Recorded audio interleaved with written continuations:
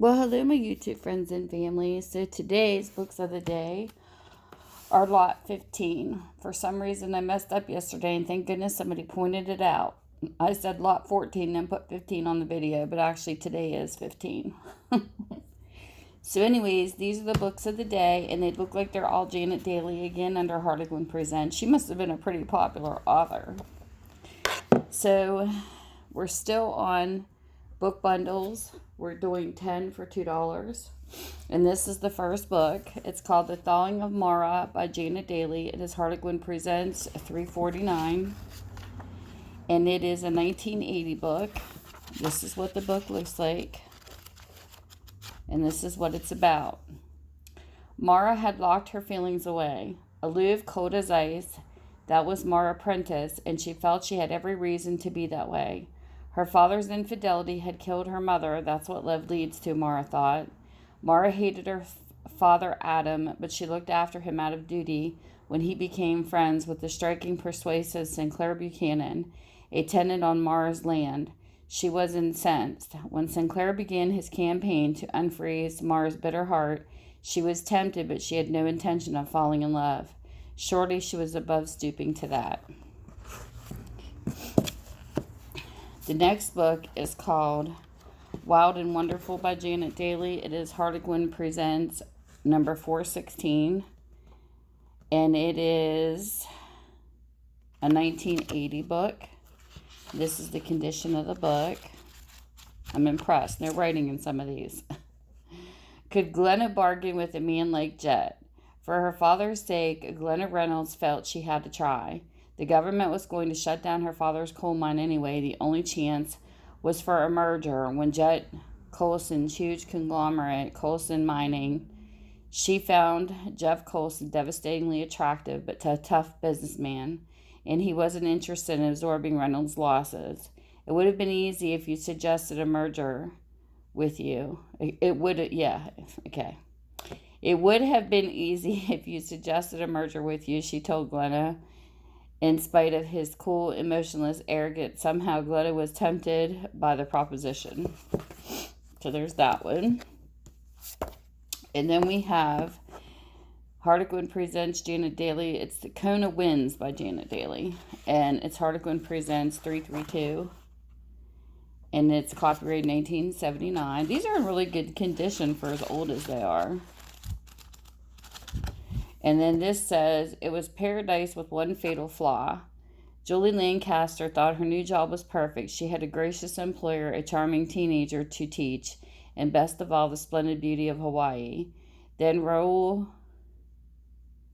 Chandler came on the scene, her pupil's brother and head of the household. He was aloof, indifferent, bored with women. Yet something in Julie reached out to him no matter how hard she tried to deny it. Raoul stirred a flame in her. Could she resist, or would she lose everything? Her job, her new home, herself? So there's that book. Then the next book is called Fiesta San Antonio by Janet Dailey. Harlequin Presents 192. And the copyright date is 1977. And this is what the book looks like. And this does have a little rating on the front page. Fiesta San Antonio. If it had all happened, the heavy gold band on her finger proved that she was now Mrs. Coulter Langston. But even her name on his lips sounded strange, as he were talking to someone else. I don't particularly like myself, Coulter was saying. It's just as well you discover now the kind of man I am.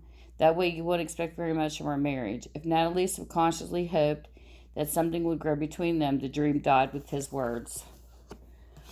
The next book is called Beware of the Stranger by Janet Dailey. Harlequin Presents 256. And this is a 1978 book. This is what it looks like. A little dot and some aging. Which to me looks like coffee dyed paper. Beware of the Stranger.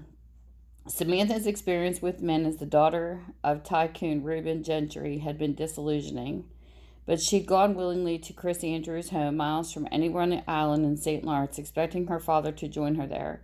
Suddenly she realized she was subtly but surely being held prisoner there. Were Chris's calls to her father about ransom? Was he really Chris Andrews? Samantha knew she had to escape. The thought of never seeing Chris or whoever he was again filled her with desolation.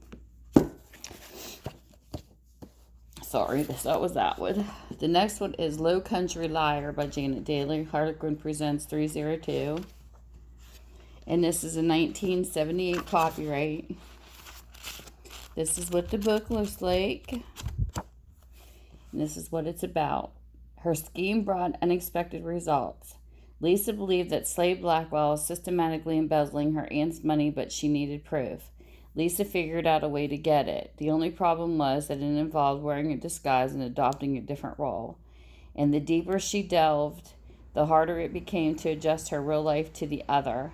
Then fate played a cruel trick on Lisa as she fell hopelessly in love with Slade. But she was caught in a web of lies that threatened to destroy her happiness. The next set of books is called Difficult Decision, and it's Harlequin Presents 386. It is a 1980 book. This is what it looks like. And this is what it's about.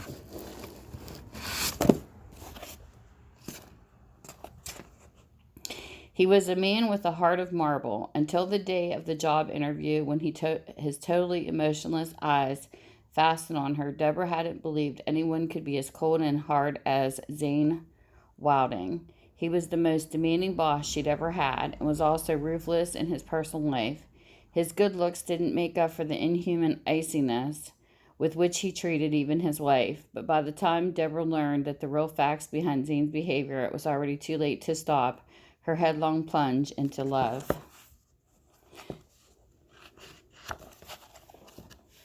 Next book is called Six White Horses. This is also by Janet Dailey. Harlequin Presents 275. Copyrights 1977. What the book looks like. And it says, pride had blinded her to the truth. Patty King knew it was foolish to cherish any feelings she'd had for Lige Masters, now married to someone else. She didn't need the arrogant Morgan Kincaid to tell her. It was none of his business anyway. She resented Morgan, but couldn't ignore him. He seemed to have appointed himself her personal counselor, watchdog, and conscience. Sparks flew every time they met. It was a long time before she learned that Morgan's concern was based on love, and by then, Patty was able to give a much more appropriate response. The next book is called A Tradition of Pride by Janet Dailey. Harlequin Presents 421. The copyright on this is 1981. This is the condition of the book. And it says, the honeymoon was over long ago. Laura Cochran had once been a happy bride. Then Trevor, her charming husband, had turned to other women. Divorce was unheard of in Laura's family, but she didn't want one anyway. One disastrous marriage was enough. She was now safely immune from men, all men, or so she thought, until she met Rians McQuaid, the rugged and viral manager of her father's Mississippi plantation. But she knew she couldn't let herself get carried away for what that would mean, making some dramatic, unwanted changes in her life. And the last book is After the Storm by Janet Dailey, and this is Harlequin Presents 167. This is a 1975 book. This is what it looks like. And it says, you are legally my wife, Rad pointed out bluntly, and all I'm asking is that you resume those duties once more. Lonnie stared at him with what a fool she had been not to accept his previous offer. But that refusal had been dictated by her pride, and now need had replaced that pride. What frightened Lonnie was that she still loved him. She was beginning to wonder if she had ever stopped. And those are the books for the day. And then you will give me the lot number if you're interested. You can message me through Minda's Bookstore and more, or email me if you're interested in any of these books that I have by the lot numbers. And I ship them. And I would do the medium mail, which is the cheapest mail to do with books. And thank you guys for spending your time with me. And I hope you guys have a great day. Bye. Mwah.